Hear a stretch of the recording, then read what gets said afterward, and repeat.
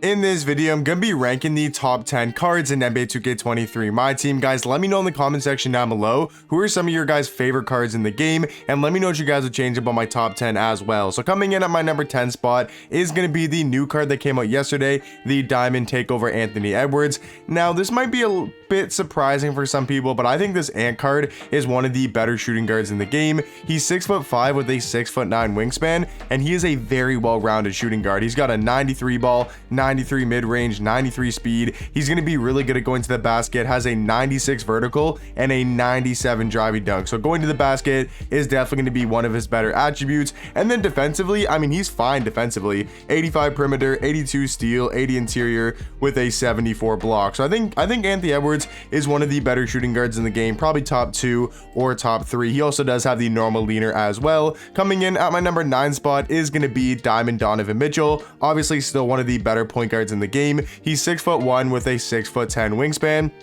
And this card can pretty much do it all. Has an 89 3 ball, 89 mid-range, has 93 speed, 93 acceleration, with really good driving dunk with being a 90, and he also does have a 95 vertical. The nice thing about D-Mitch for point guards, yes, he's only 6'1", but he's actually going to be a lot better of a defender than you guys think. And then offensively, he's going to be up there with the best point guards in the game, having Hall of Fame quick first step, and an 88 ball handle, and a 93 speed with ball. So Donovan Mitchell going to be the 9th best card in the game. Coming in at my number 8 spot, I know we're starting off with a lot of takeover players, but these takeover cards are super elite. Kemp is going to be a power forward center, 6'10" with a 7'1" wingspan. If you guys haven't seen this Kemp card play, or you haven't used him, or you haven't really played against him, this Kemp card plays super amazing in game, and I think he's probably the 2nd best power forward. He's got 87 speed, 87 acceleration, but his main thing is he's going to be really good at going to the basket with a 97 vertical and a 95 driving dunk. He also does have a 90 strength as well, so he's going to be a really strong power forward. Center, he might be a little bit undersized, so I just recommend running him at that power forward spot. And like I said, I think he's probably the 2nd best power forward because he also does have a really good jump shot. Coming in at the number,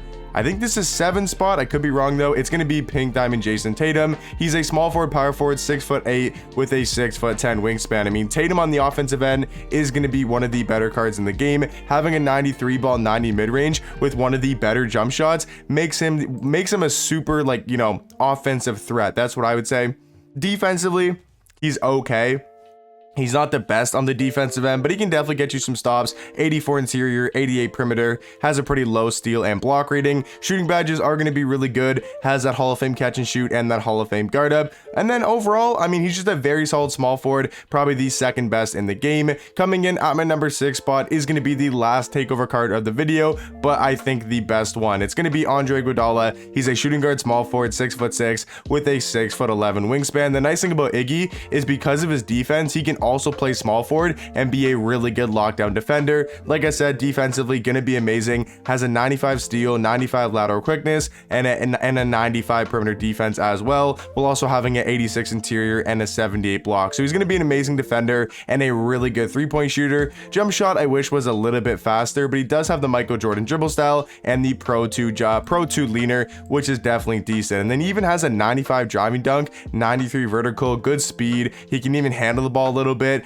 And then Iguodala is going to have Hall of Fame clamps and Hall of Fame menace on the defensive half badge. So overall, probably the best shooting guard in the game. Halfway into the list here, coming in at the number 5 spot is going to be Pink Diamond Cade. He's a point guard shooting guard, 6'6" with a 7'1" wingspan. That is crazy at the point guard position, at least for this time of the year. Gonna give him a massive advantage. And he also does have a 91 3 ball and an 88 mid-range. Defensively gonna be really good because of that height. He's got a good player model, and he's gonna get you a bunch of stops at that point guard spot. And then driving to the rim, he's 6'6", so in the 2-man, right, if you call a screen with your point guard, like you have Cade setting the screen, him driving to the basket off that roll is gonna be pretty much unguardable. And then even as a point guard, he can handle the ball a little bit, having a 92 ball handle and an 88 speed with ball. Overall, I think Cade Cunningham, if you have the right players around him, could be the best point guard in the game. I think the best lineup in the game does revolve around this Pink Diamond Cade card. If you build a good team around him, I think he can be the best player on your lineup, but Cade is going to be the 5th best card in the game.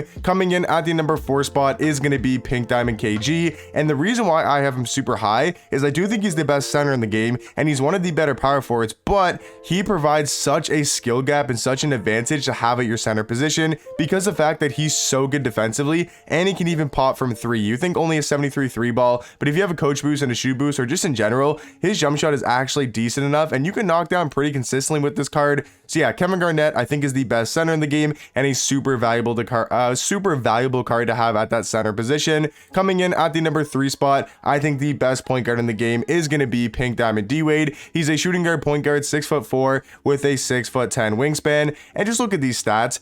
86 3 ball, 93 mid-range. He's obviously super fast, 96 speed, 96 acceleration. Going to the basket, going to be insane. Like, these stats are insane for only October 14th in the year. Like, these stats, like all of the key stats are like in the 90s. 92 ball handle, 96 speed with ball, 94 steal, 94 lateral quickness, 94 perimeter. He's also got an 84 interior defense and a 77 block. He's got Hall of Fame clamp breaker, quick first step. He's got a ton of good goal badges in the playmaking and the defensive, and he does have 29 gold badges, which I think is the most in the entire game. And like I said, I do think D-Wade is going to be the best point guard. Coming in at the number 2 spot, I think number 2 and number 1 you guys could have either way around, but for me, I'm going to have Worthy at the number 2 spot. He's a power forward, small forward, 6'9", with a 7-foot wingspan, and one of the more complete cards in the game with a really good jump shot. So Worthy, I don't really want to talk about him too much. You guys know enough by now about this Worthy card. Obviously going to be one of the better cards in the game. I have him at that number 2 spot, and then Scottie Pippen is going to be the best card in the game for me still. I know there's mixed opinions with this card because even though he does have really good defensive stats, he doesn't play the best defense, at least what these stats and badges do show. But overall, I mean, he's got one of the best release in the game.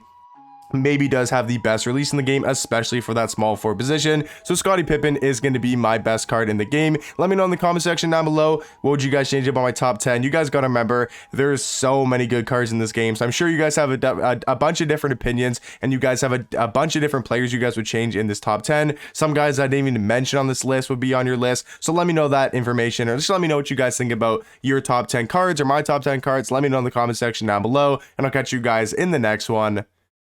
Peace.